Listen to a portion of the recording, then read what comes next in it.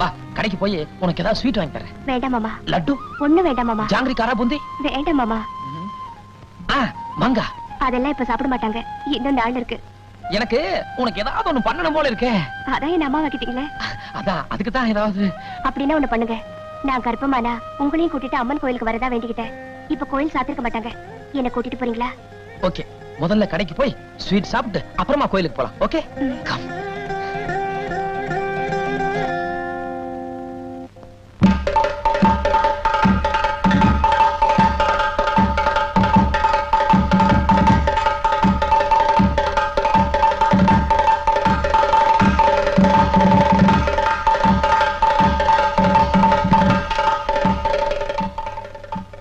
என்னாச்சு மாமா?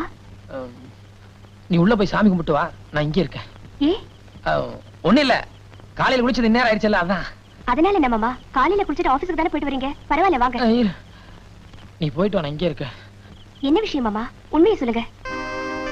இல்ல, அன்னைக்கு ஒரு நாள் இன்னும் பேச்சுவார்த்தை அவ்வளவுதான் இருக்குன்னு சொன்னனே, அது இப்ப அப்படி இல்ல.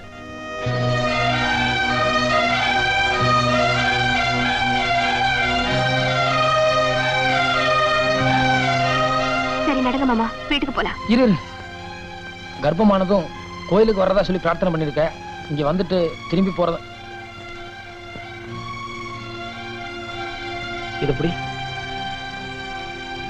ஒரே நிமிஷத்துல வந்துடுறேன்.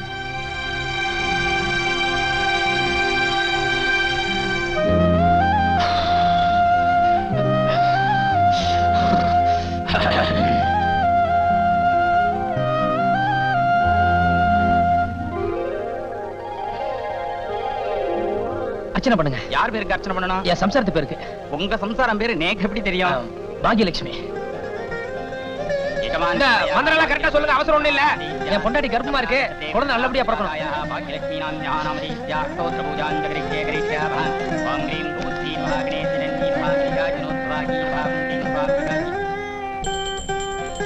ஏய், இங்க இதெல்லாம் பண்ணக்கூடாது. கோயிலுக்கு வந்தோம்னா பயபக்தியா சாமி தான் கும்பிடணும். இல்ல மாமா, உங்களுக்கு அப்புறம் தான் எனக்கு எல்லாமே.